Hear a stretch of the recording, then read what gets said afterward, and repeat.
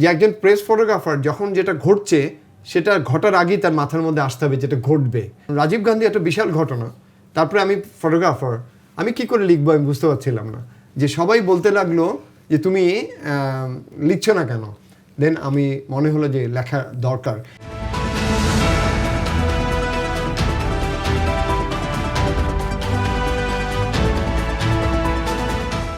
বলা যায় যে ছবি তোলার ক্ষেত্রে যে এখন আসলে প্রযুক্তির নির্ভরশীলতা সেটা ঠিক আছে, কিন্তু থার্ড আইয়ের যে রাইট, অ্যাবসলিউটলি রাইট। যে আমি আমার ঘটনা ঘটার আগে আমরা 3 জন দাঁড়িয়ে আছি টঙ্গী স্টেশনে, 2টা ট্রেন দাঁড়িয়ে আছে, ক্রাউডেড ট্রেন। একটা ট্রেন থেকে জাম্প করতেছে একটা লোক, 2টা লোক একই কম্পোজিশনে, আমার পাশে 2 জন কিন্তু ছবি তুলতে পারেন নাই, আমি ছবিটা পেয়ে গেছি।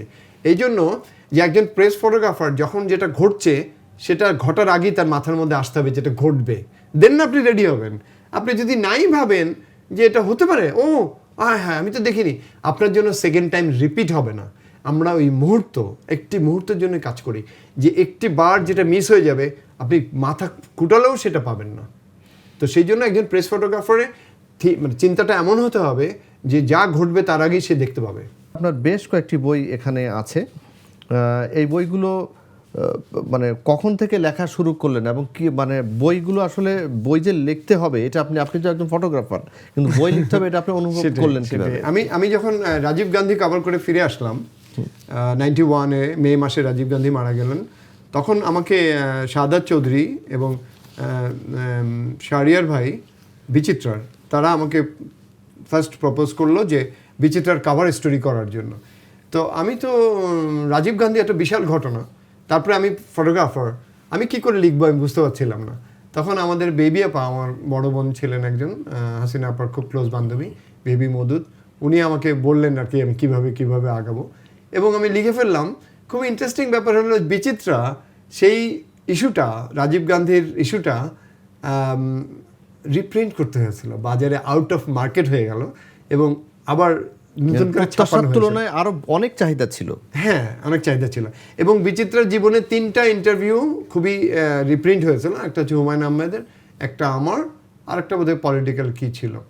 তো এই যে আমার লেখাটার রিয়াকশন আমি পেলাম, যে সবাই বলতে লাগলো যে তুমি লিখছো না কেন, দেন আমি মনে হলো যে লেখা দরকার। এবং আমি আমার জীবনের প্রেস ফটোগ্রাফি জীবনে 40টা অ্যাসাইনমেন্ট কী করে করেছিলাম সেটা আমি রেডি করতে থাকলাম। এটা অনেক সময় লেগেছিল, আমি বারবার আটকে যাচ্ছিলাম, আমার ছাপার পাচ্ছিলাম না। ফাইনালি এটা ছাপা হয়েছে 2016-তে, এটা তাই না? এটা, এবং এটাতে আমি কি করে কাজ করি ছবি তোলার ব্যাকগ্রাউন্ডের পিছনের ঘটনাগুলি নিয়ে এই বইটা। আসলে বলা যায় এই বইটি আসলে প্রেস ফটোগ্রাফির বই এবং বাংলাদেশের একটি মাত্র বই। বলা যায় যে এটা আসলে একটা গাইডলাইন, যারা প্রেস ফটোগ্রাফি করতে চায় তারা এই বইটি ফলো করলেও আশা করি অনেকটা ধারণা পাবে বিষয়টা। কি পরিস্থিতির মধ্যে দিয়ে আমি যাচ্ছি সেটা। আর এখন পর্যন্ত আমার টোটাল 9টা বই, 9টা বইয়ের মধ্যে বিভিন্ন রকম বই, কিন্তু ফটোগ্রাফি নিয়েই ম্যাক্সিমাম সবই বলা যায়। তারপরে কামাল ভাই, তারপরে রাসেল, আমার আমি মুক্তিযুদ্ধ করেছিলাম, সেই মুক্তিযুদ্ধের বই।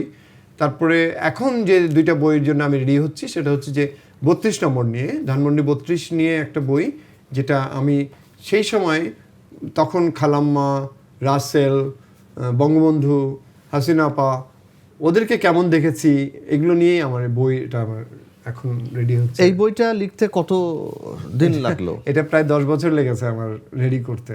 আচ্ছা, মানে তার মানে এটি হচ্ছে অভিজ্ঞতার যত ঝুলি আছে সব এই বইটার মধ্যে এসেছে। তার মানে কি এই বইটা লেখার পেছনে 10 বছর লেগেছে? মানে 10 বছর আগে? 10 বছর মানে আমার ছাপা মিলে আর কি। আমি বারবার হোঁচট খাচ্ছি, একবার ডিজাইন চেঞ্জ করছি, কোনো বার আমার মেকআপ পছন্দ হচ্ছে না, ডিজাইন পছন্দ হচ্ছে না। ফাইনালি আফজল, আমার বন্ধু আফজল হোসেন, ও এটা ডিজাইন করেছিল এবং ফাইনালি মাত্রা থেকে ওরা এটা বের করেছে।